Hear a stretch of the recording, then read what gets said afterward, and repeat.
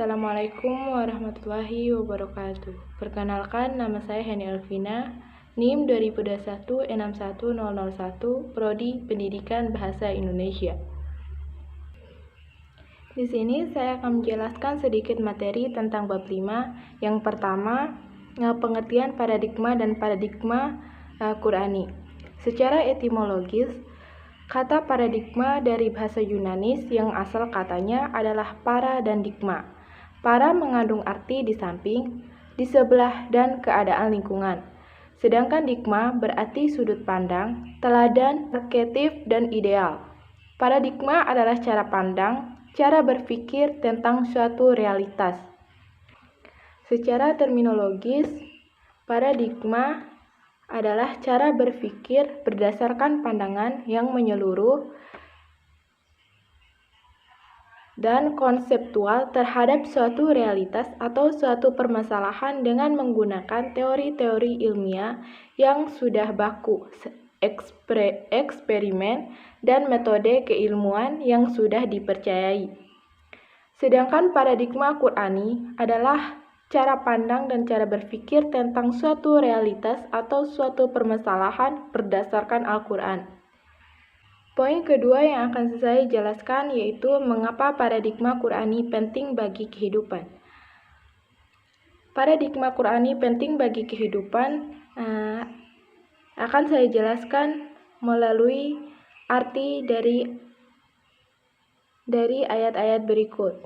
Yang pertama, menegakkan pokok-pokok tauhid seperti yang tercantum di dalam Quran Surah An-Nisa ayat 48 yang berarti sesungguhnya Allah tidak akan mengampuni dosa syirik dan Dia mengampuni segala dosa yang selain dari syirik. Itu bagi siapa yang dikehendakinya.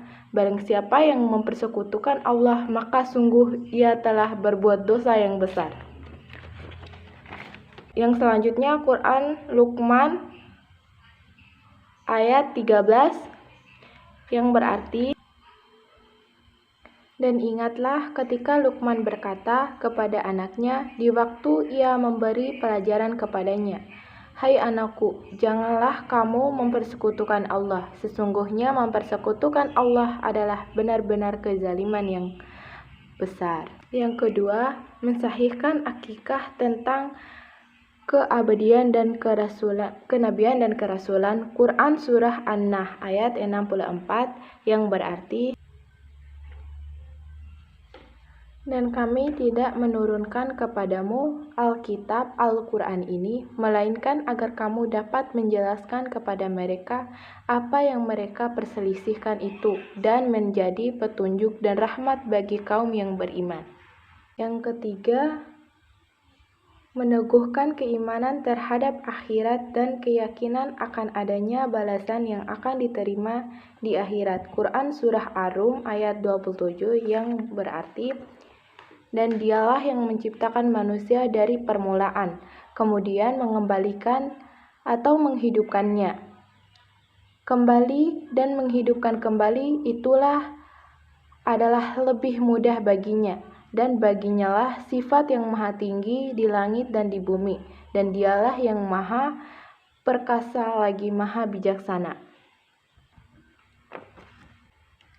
Yang keempat, meneguhkan kemuliaan manusia. Quran Surah Al-Isra ayat 30 yang berarti, sesungguhnya Tuhanmu melapangkan rezeki kepada siapa yang Dia kehendaki dan menyempitkannya. Sesungguhnya Dia maha mengetahui lagi maha melihat akan hamba-hambanya.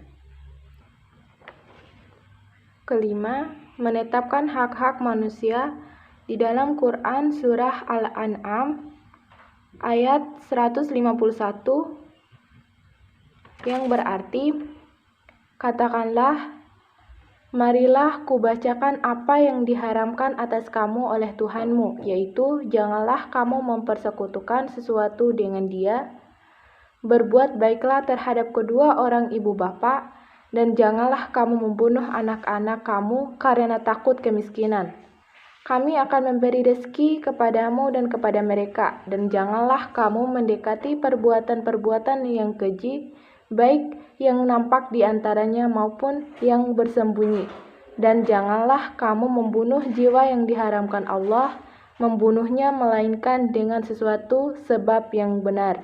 Demikian itu yang diperintahkan kepadamu supaya kamu memahaminya.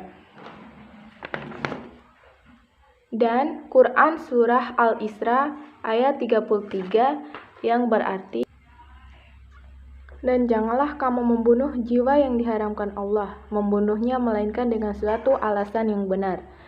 Dan barang siapa dibunuh secara zalim, maka sesungguhnya kami telah memberi kekuasaan kepada ahli warisannya.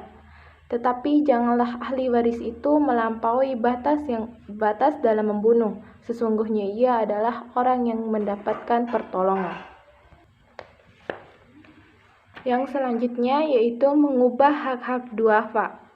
Di dalam Quran Surah Ad-Duha ayat 9 yang berarti,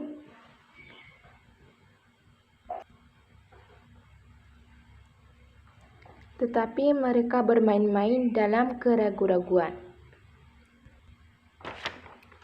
Poin selanjutnya yang akan saya jelaskan yaitu penjelasan tentang sumber historis, filosofis, psikologis, sosiologis, dan pedagogis. Yang pertama yang akan saya jelaskan yaitu historis. Dalam sejarah peradaban Islam, ada suatu masa yang disebut masa keemasan Islam. Disebut masa keemasan Islam karena umat Islam berada dalam puncak kemajuan dalam berbagai aspek kehidupannya. Ideologi politik, sosial, budaya, ekonomi, ilmu pengetahuan dan teknologi, pertahanan dan keamanan. Selanjutnya filosofis. Faktor-faktor yang menyebabkan umat Islam bisa maju pada saat itu dan dalam waktu yang amat lama, lebih dari 5 abad. Maka jawabannya tentu saja karena umat Islam menjadikan Al-Quran sebagai paradigma kehidupan. Selanjutnya psikologis. Al-Quran dijadikan sebagai paradigma dalam segala aspek kehidupan dan Rasulullah SAW menjadi role model atau uswatun hasanah dalam mengimplementasikan Al-Quran dan kehidupan sehari-hari. Selanjutnya, sosiologi.